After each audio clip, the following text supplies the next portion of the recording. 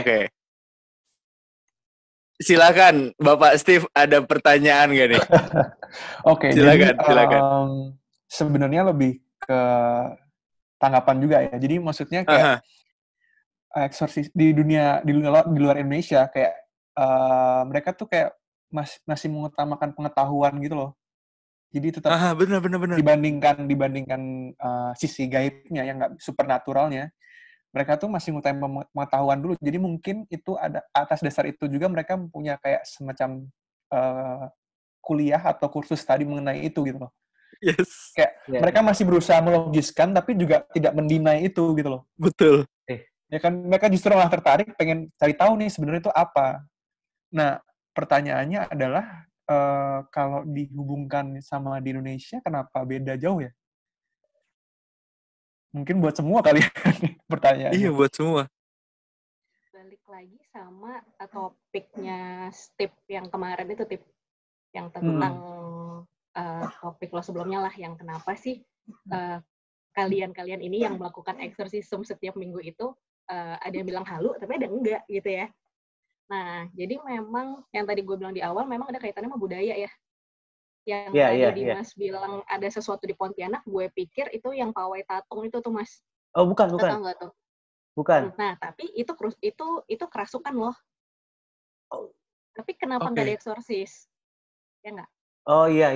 Nah, jadi kan kayak orang kayak nusuk-nusuk bagian mukanya, terus ditaruh, udah nggak cuma ditusuk, ditaruh nanas lah lagi, dipakein, ya semacam itu. Kalau lo Google pawai tatung, pasti langsung dapat tuh picture serunya gitu. Nah, itu kan juga kesurupan ya. Jadi mereka itu melakukan laku tapa, puasa, dan seterusnya, dan itu memang untuk keperluan budaya. Gitu. Jadi balik menjawab pertanyaan yang sistem, kenapa sih di Indonesia kok kayak B aja gitu ya? Ya karena itu tadi berkaitan dengan budaya kita. Bahwa ritual itu dilakukan sesuai dengan budaya. Kayak tadi tuh lo rame-rame kesurupan kan ibaratnya gitu. Tapi kok nggak ditangkap polisi? Kok nggak ada pastor ngumpul buat eksorsis mereka? Gitu kan? Iya, betul. Kita diterima budaya Indonesia gitu. Jadi kaitannya sama budaya. Oke. Dan balik lagi ke definisi gangguan jiwa sebelumnya yang si Steve juga udah Betul. pernah bahwa mereka ada gangguan fungsi toh. Setelah mereka melakukan pawai itu, besokannya mereka tetap sekolah, tetap kerja. Ya, itu dia. Gitu. Sama seperti yang kami lakukan. Betul. Oke. Gue abis Dimas dulu deh. Gue simpen dulu. Biar di gue ada eskalasi dari Dimas. Oke, gue coba untuk kembali kepada eksorsisme yang mungkin halayak ramai udah pada tahu bahwa yang kita tahu tentang eksorsis itu sebenarnya dari film rata-rata kan. Yes, betul. Nah, ini gue cuma mau menanyakan bahwa tadi ada beberapa artikel juga yang rata-rata yang mereka ada pelatihan eksorsis segala macam itu ada iblis-iblis yang memang sama seperti di film. Apakah pertanyaan pertama gue adalah sebenarnya gini.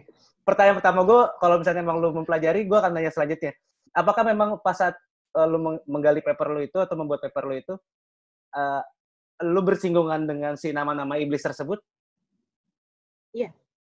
Berarti lu juga mengupas hal itu? Ke arah iblis itu? Karena pertanyaan gue berikutnya adalah, kalau emang lu mengupas, gue pengen tahu, kenapa seluruh iblis yang masuk itu rata-rata semua sama, bahkan sampai Lucifernya pun masuk ke dalam situ. Oke. Gue akan membawa ke kalian tahu Exorcism of Emily Rose? Pernah nonton atau pernah dengar? Iya. Yes. Tentu. Udah nonton pasti. Itu diangkat dari kasus beneran ya, kasus fakta ya. Jadi gue cari contekan gue dulu biar gue nggak salah ngomong. Itu foto-foto aslinya itu ngeri banget loh. Yes, betul. Dan memang di situ namanya Annelies Michel ya. Iya. Jadi dia itu mengalami 67 sesi exorcism. Iya.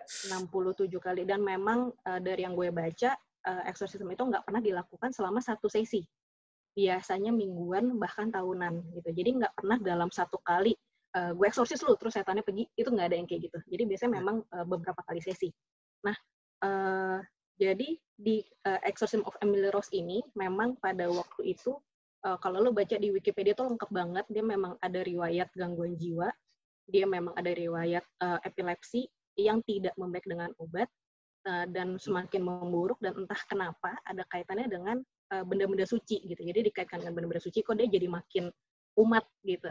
Oke. Nah, kemudian yang tadi ngejawab pertanyaannya Dimas, bahwa ada tuh si analis itu dimasukin setan, dan ada satu ritual dalam eksorsisme itu, si pastor itu harus menanyakan siapa nama lu, menanyakan nama si setan itu. Betul. Iya. Nah, kalau lo ingat di film itu, si analisnya itu akan menyebut dengan we are legion, gitu ya. Iya, betul. Lo orang ingat. Nah, jadi ternyata ini gue cari bahwa mereka itu menamakan diri mereka sebagai Yudas, Lucifer, Nero, Cain, Adolf Hitler, dan Fleischmann. Fleischmann ini ternyata seorang pendeta jahat setelah gue search gitu. Yaitu Lucifer disebut-sebut lagi gitu. Jadi memang dari ritual sendiri, gue sempat baca ritualnya, dan memang memang harus disebutkan nama, Mas. Jadi untuk bisa mengusir si entitas ini, memang mereka, si pastor-pastor ini harus menanyakan, lu siapa? Kayak gitu. Dan tadi itu kaitannya sama si sumpah tadi. Jadi mereka itu harus nyebutin namanya mereka ketika mereka disuruh untuk melakukan itu. Oke. Tapi kenapa, maksudnya dari seluruh orang yang dieksorsisme itu, apakah memang penjelmaan iblis itu hanya itukah yang harus dieksorsis, atau sebenarnya yang ada lagi yang receh-receh yang sebenarnya kayaknya ini nggak perlu dieksorsis deh? Apakah begitu sebenarnya? Nah, jadi sebenarnya ritual eksorsisme sendiri itu baru pertama kali ibaratnya dilegitimate atau disahkan sama gereja Katolik tahun 1614. Di satu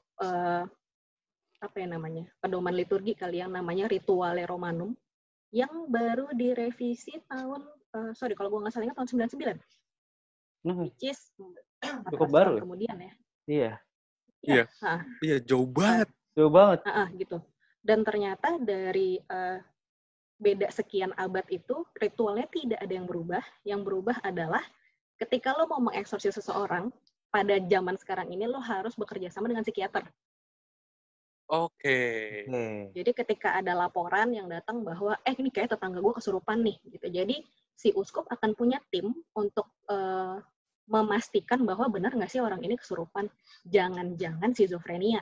Karena kita tahu kalau skizofrenia itu misalnya salah satu cirinya ada dia merasa tubuhnya diambil alih, kayak gitu misalnya gitu. Dan biasanya berkaitan dengan roh jahat, berkaitan dengan setan, berkaitan dengan santet, dan seterusnya. Mungkin kita itu, Pris.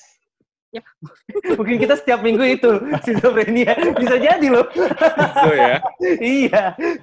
Tapi itu harus ada ininya kok, harus memenuhi kriteria diagnosis kok, tenang. Oh, nah. Kita tidak berani mendiagnosa diri sendiri sebenarnya. Nah, makanya kita dibilangnya halu kan. Halu, iya. Nah, jadi itu harus diperiksa dulu sama si psikiater yang ditunjuk untuk memeriksa bahwa benar nggak sih orang ini emang beneran nggak sakit jiwa, ibaratnya gitu, nggak gangguan jiwa gitu. Kalau ternyata setelah diperiksa, orang ini ternyata gangguan jiwa nih, ya udah diobatin gitu. Jadi tangannya langsung berbeda ya? Yes, karena adalah riset-risetnya lagi. Jadi yang berbeda dari hampir 400 tahun dari ritual itu adalah adanya kerjasama dengan ahli jiwa. Yes, betul. Aha. Berarti kalau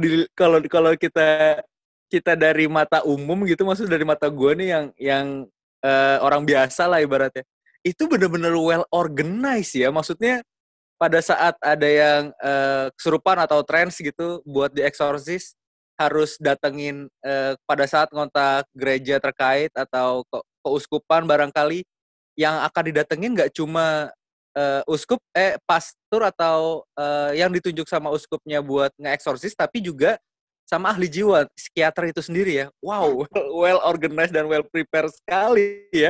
Maksudnya, padahal gimana ya, kalau gue masih agak amazed sama yang baru saja dipaparkan nih. Boleh dilanjut pertanyaan Dim. Gue udah ada satu eskalasi lagi nih. Tadi udah ada mention soalnya. Oke. Sama sih, gue juga karena ada mention juga sih. Gue pengen nanya, apakah di paper lo itu ada penjelasan antara, ini boleh ya kalau misalkan emang nggak mau jawab juga nggak apa-apa. Cuma maksud gue, ini bukan membanding-bandingkan yang lain satu sama lain gitu ya. Cuma gue pengen tahu, apakah ada yang membuat lo membahas perbedaan antara eksorsis dengan ruqyah? Enggak. Karena gue membahas dari sisi gereja Katolik. Iya. Dari sisi itu aja. Tapi saat lo ngulik, sempat dapat pengetahuan itu atau enggak? Sempat. Boleh nggak sih kalau gue minta dijabarin? Gue jawab dulu, mungkin kalian yang nentuin kali ya, ini bahaya apa enggak ya kalau gue. Betul, boleh. Oke. Gitu ya. Oke. Buat gue ini nggak bisa masuk sih nanti. Karena agak berbahaya karena yang ngomong di luar dari agama, iya betul. Tapi nggak apa-apa, kasih cuplikan itu. Temen gue yang ngomong itu. Jangan dong.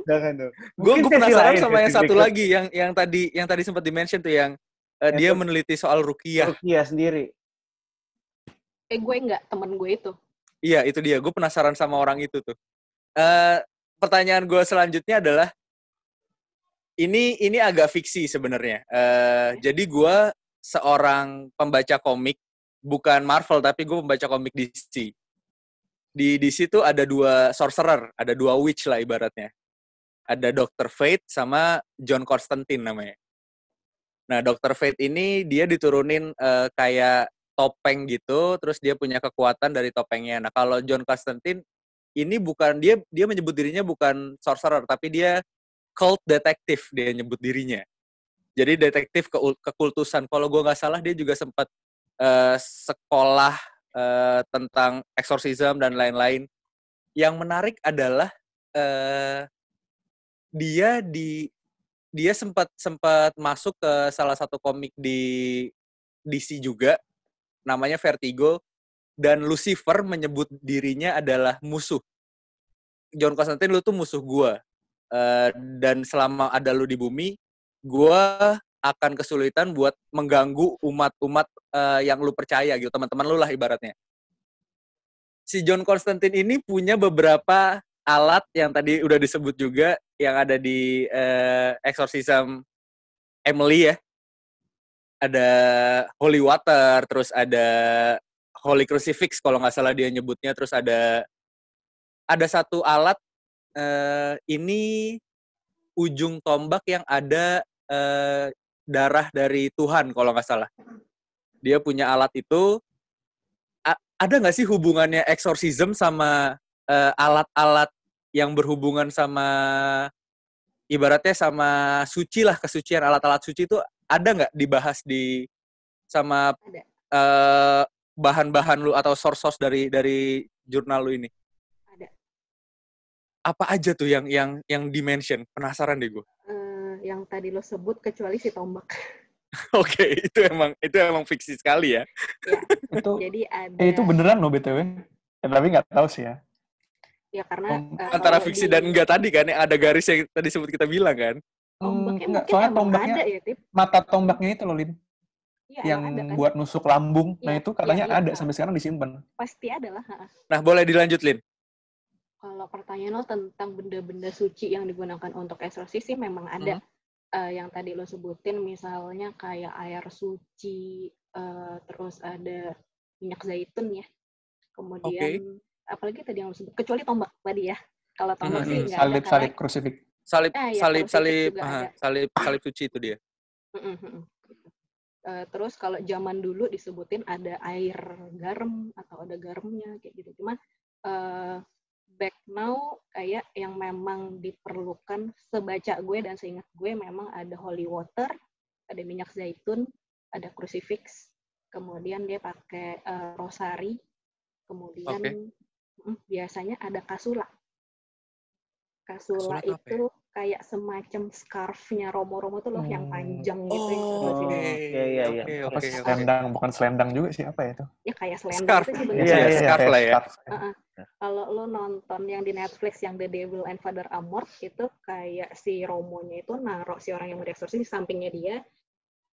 Jadi si kasulanya itu disampirin juga ke si orang yang mau dieksorsis itu. Oh, gue pernah nonton di awal. Iya, gue pernah nonton di awal.